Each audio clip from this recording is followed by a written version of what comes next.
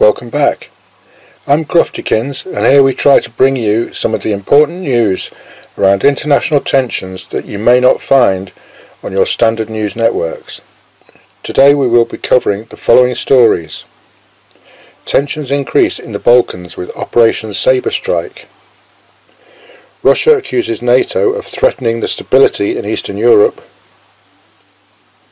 Iran risks confrontation with the US. Japan broadcasts a nuclear attack warning to its citizens. And Britain's biggest ever warship is launched. So let's get into it. Two massive exercises have been conducted recently in Eastern Europe, near to Russia's borders.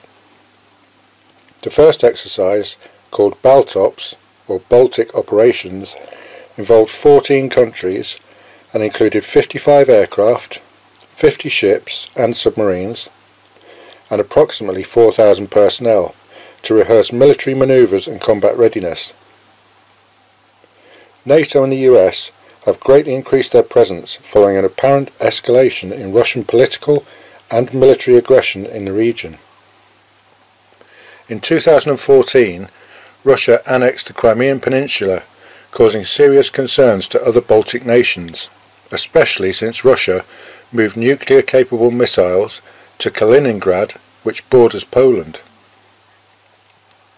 The 6th Fleet Commander, Vice Admiral Christopher Grady, said the exercise showed the US's commitment to its allies on the Russian borders and stated that it allows us to demonstrate our resolve and commitment to each other and to defend the sovereignty of the nations. The second training exercise is called Sabre Strike and includes the US plus 19 other countries. Throughout the end of June, they will be conducting NATO drills in Estonia, Latvia, Lithuania and Poland that will include amphibious assaults, live-fire exercises and air assaults, all designed to improve joint operational capabilities.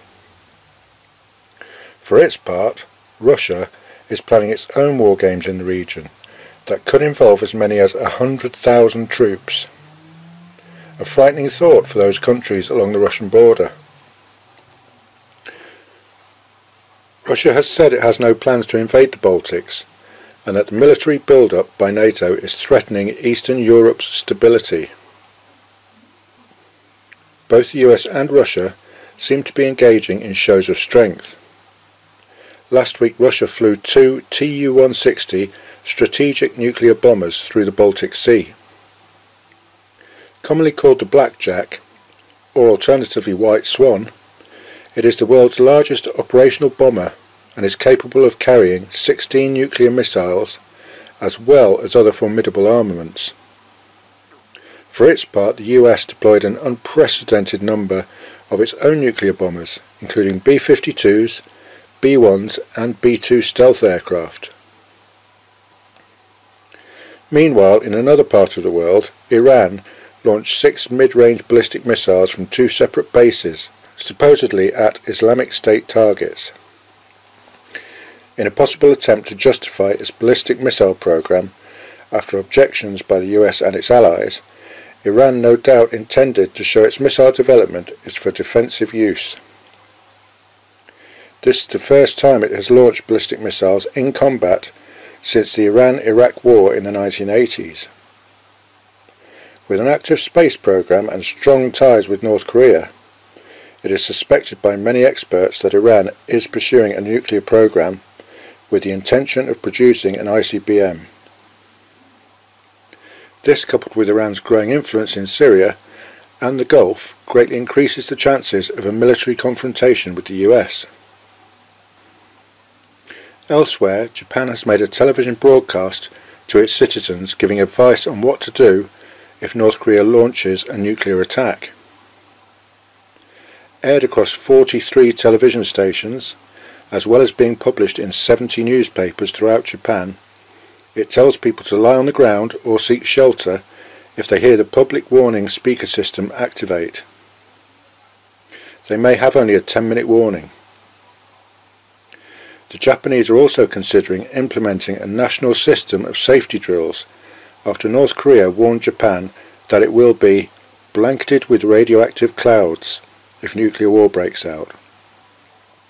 And finally, the British Royal Navy has launched its biggest ever warship, the HMS Queen Elizabeth.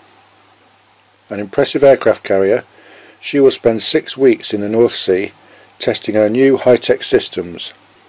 With a range of 10,000 nautical miles and a radar that could track 1,000 aircraft within 250 miles, it can launch from its flight deck every 90 seconds and will begin flight trials off the US coast in 2018. An impressive addition to the British fleet. It is of course expected that Russian submarines will be closely monitoring these trials. So that rounds off today's updates from the world's hotspots.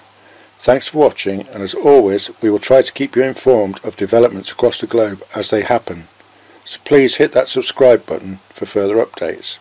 And don't forget, the world is watching, so please be kind to each other.